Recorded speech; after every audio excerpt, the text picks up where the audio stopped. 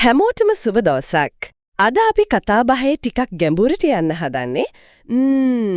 ගොඩක් දෙනෙක්ට හිතෙන ඒත් සමහර විට හයියෙන් අහන්න ටිකක් බය හිතෙන ප්‍රශ්නයක් ගැන. එකකින් අපිට ලැබෙන ලෝකයේ දිහා බලන කණ්ණාඩියක්.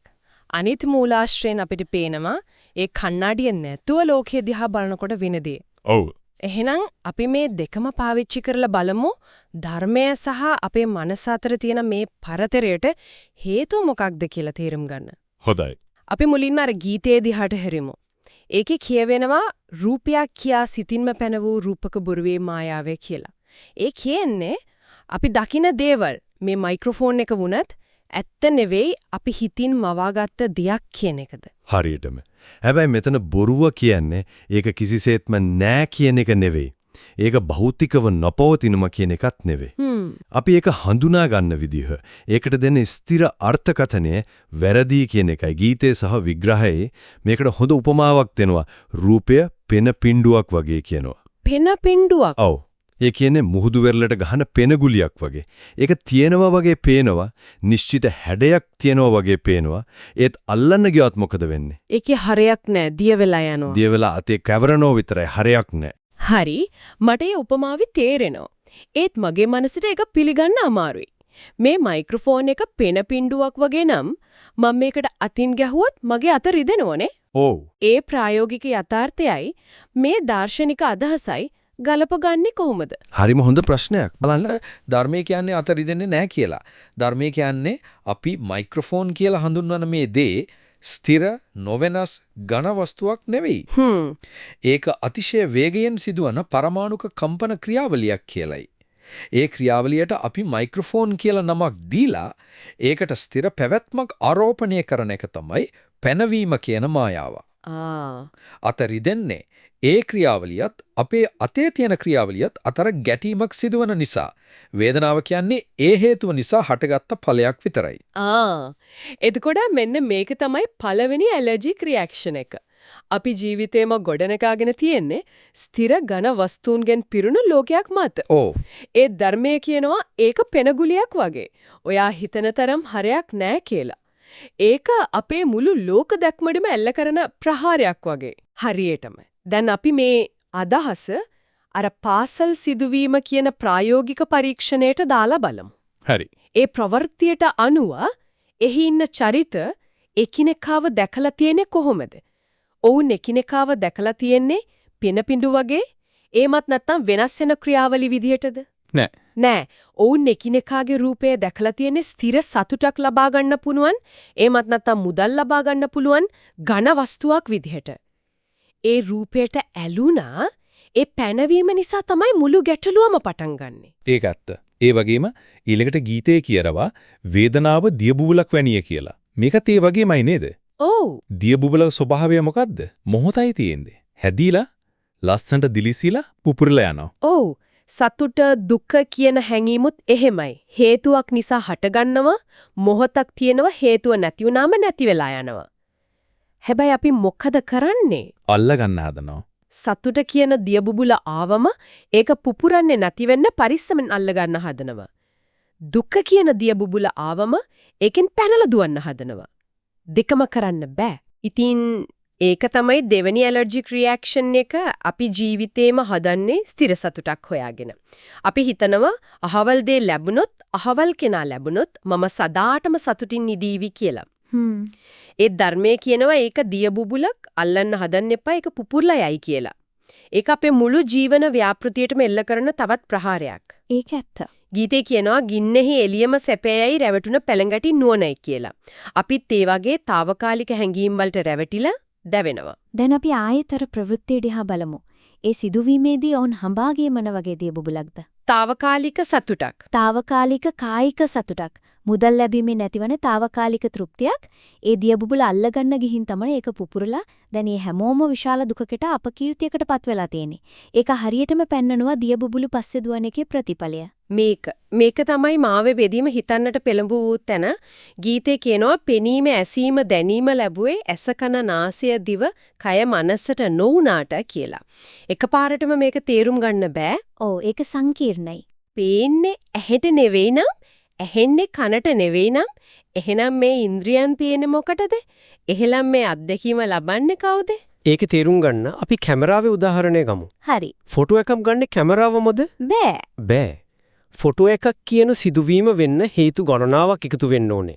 කැමරාවේ කාචය, එළියේ වස්තුව, බොත්තම ඔබන කෙනාගේ චේතනාව, කැමරාවේ සෙන්සර්, බැටරියේ ආරෝපණය මේ ඔක්කොම එකතු වුණාමයි ඡායාරූපයක් ගැනීම කියන ක්‍රියාවලිය සිද්ධ වෙන්නේ. ඒක කාචයට වෙන දෙයක් නෙවෙයි. කාචය කියන්නේ ඒ ක්‍රියාවලියේ එක කොටසක් විතරයි. ඒ කියන්නේ ඇස කියන්නේත් අර කැමරා කාචය වගේ උපකරණයක් විතරයිද? හරියටම. පෙනීම සිද්ධ වෙන්නේ ඇස, රූපය, ආලෝකය, අවධානය වගේ හේතු සමූහයක් එකතු වුණ තැන. ඒක ඇසට සිද්ධ වෙන දෙයක් නෙවෙයි. ඇස කියන්නේ ඒ ක්‍රියාවලියේ එක සංඝටකයක් විතරයි. හරියටම. එතකොට මම දකිනවා කියන අදහස බිඳ වැටෙනවා. දැකීමක් කියන ක්‍රියාවලියක් හේතු නිසා හටගන්නව විතරයි. මේක තමයි තුන්වෙනි සහ බලවත්ම ඇලර්ජික් රියැක්ෂන් එකට හේතුව. මොකද මේකෙන් අපේ පැවැත්මේ හරය, ඒ කියන්නේ මම කියන අදහසම ප්‍රශ්න කරනවා. ඔව් ඒ කැමරා උදාහරණයෙන් මට මතක් වෙන්නේ කෘත්‍රිම බුද්ධිය. ඒ කියන්නේ AI එකක් රූප හඳුනගන්න විදිහ. හොඳ සමානකමක්. ඒකත් දත්ත ලක්ෂ ගානක හේතු එකතු වෙලා බලලෙක් කියලා හඳුනගන්නීමක් කරනෝ මිසක් AI එක ඇතුලේ බලලා ගැන ඇත්තරම තීරුමක් තියෙන දකින්න කෙනෙක් නෑ නේද? ඒකත් හේතුඵල ක්‍රියාවලියක් විතරයි. ඊටාම හොඳ සමානකමක්. ඉතින් මේ මම කියන හරයක් නෑ කියන අදහස තමයි ගීතේ ඊළඟට එන්නේ. සංස්කාර කෙසෙල් කන්දක මැරපු අරටුවක් කොතනකද ඇත්තේ කියලා අහනවා. කෙසෙල් කන්දක අරටුවක්. ඔව්. කෙසෙල් ගහක පොත්තෙන් පොත්තේ ගැලෙව්වම මැද හරයක් අරටුවක් හම්බ වෙන්නේ නෑ. හරි. ඒ වගේ තමයි මේ ශරීරය, සිතුවිලි, හැඟීම් කියන දේවල් එකින් එක විග්‍රහ කළොත් ඒ ඇතුලේ වෙනස් නොවන ස්ථිර මම කියලා හරයක් හොයාගන්න බෑ. ඉතින් දැන් අපි ආපහු අර පාසල් සිදුවීමට යමු. ඒ මුළු සිදුවීමම මෙහෙवला තියෙන්නේ මේ මම කියන ප්‍රබල මායාවෙන් නේද? අනිවාර්යෙන්ම. මට සතුටු වෙන්න ඕන, මට සල්ලි ඕන, මගේ ආශාවන් ඉටු කරගන්න ඕන. මේ හැම සිතුවිල්ලකම මුලේ ඉන්නේ හරිම ශක්තිමත් මම කෙනෙක්. ඔව්. ඒ මම කියන අදහස කොච්චර ශක්තිමත්ද කියනෝනම් ඒ වෙනුවෙන් Tamanගේ අනාගතය, අනුන්ගේ ජීවිත, සමාජ සම්මතයන් මේ හැමදේම නොසලකා හරින්න පෙළඹෙනවා. කෙසෙල් කඳක් වගේ හරයක් නැති දෙයක් වෙනුවෙන් තමයි ඒ ඔක්කොම විනාශ කරගන්නේ. ඒක තමයි මායාවේ භයානකකම. හරි. දැන් අපි මේ ඔක්කොම එකට එකතු කරලා බලමු. ඇයි මේ ධර්මයේ ඇලර්ජික් වෙන්නේ? ගීතේම ඒකට පිළිතුරක් වගේ පදයක් තියෙනවා. සසර අරටුමෙන් මෝරුපු පුහුදුන් මනසට ධර්මය ඇලර්ජික් වුවාට. ඔව්. මේ පුහුදුන් මනස සසර අරටුව කියන වචන ටිකක් පැහැදිලි කළොත්? පුහුදුන් මනස කියන්නේ මොකද්ද? ඒ කියන්නේ කිසිම පුහුණුවක් නැතුව Tamanගේ හිතේ හැකේට සහජ බුද්ධියෙන් ලෝකයේ දිහා බලන මම සහ මගේ කියන අදහසින් පිරුණු අපේ සාමාන්‍ය පුහුණු නොකළ මනස. හරි. ඒ මනස විශ්වාස කරන්නේ ලෝකේ ඝන වස්තුන් තියෙනවා, හැඟීම් වලින් ස්ථිර සතුටක් ලබන්න පුරුවන්, මේ හැමදේම කරන ස්ථිර මම කෙනෙක් ඉන්නවා කියලා. විශ්වාසය තමයි සසර අරටුව කියන්නේ. ඒ කියන්නේ අපේ පැවැත්මේ හරය කියලා අපි හිතාගෙන ඉන්න දේ. ඔව්. ඉතින් මේ මුළු ලෝක දැක්මම මේ අරටුවම කඩලා බිඳලා දාන ඔබ හිතන දේ වැරදි, ඒක මායාවක් කියන ධර්මයක් ඉදිරිපත් කළාම පුහුදුන් මනස ඒකට විරුද්ධ වෙනවා. ඒක හරියට ශරීරයට ආගන්තුක වෛරසයක් ආවම ප්‍රතිශක්තිකරණ පද්ධතිය ඒකට පහර දෙනවා වගේ. ඒකට විරෝධයක්, ආගන්තුක බවක්, ඇලර්ජික් එකක් වගේ දැනෙන එක සාමාන්‍යයි. ඒක හරි. අර ප්‍රවෘත්තිය වගේ කතාවක් අහනකොට කියවනකොට අපි හිත කොච්චර ඉක්මනට ඒකට ඇදී යනවද? ඔව් නේද? ඒකේ චරිත ගැන විනිශ්චය කරනවා, කතා හදනවා, ඒක ෂෙයාර් කරනවා. ඒ කියන්නේ අපි අර මායාවම ඇතුළෙම පැටලෙන්න ආරෙම කැමති. ඒ වගේ වෙලාවක කවුරු හරි ඇවිත් කිව්වොත් ඔය ඔක්කොම හරයක් නැති ක්‍රියාවලියක් කියලා අපිට තරහ යනවා. අන්න ඒක තමයි කාරණය. පුහුදුන් මනස නිතරම ඇදී යන්නේ නාට්‍යමය දේවල්ට. රාගය, ద్వේෂය, මෝහය අවසන කතාවලට. ඒක තමයි ආහාරය. ඒක තමයි මේ මනසේ ආහාරය. ධර්මයේ කියන්නේ ඒ ආහාරය විසයි කියලා. ඉතින් තමන් කන්නාසම් දේ විසයි කිව්වම ඒ පණිවිඩේ ගිනා කිනාකත් ඒ පණිවිඩට අකමැත්තක් ඇතිවෙනවා. ඒකයි ධර්මයට වෙලාවක් හොයාගන්න අමාරු. ඒ තෝපාදූපයකට නම් ඕනතරම් වෙලාව තියෙන්නේ.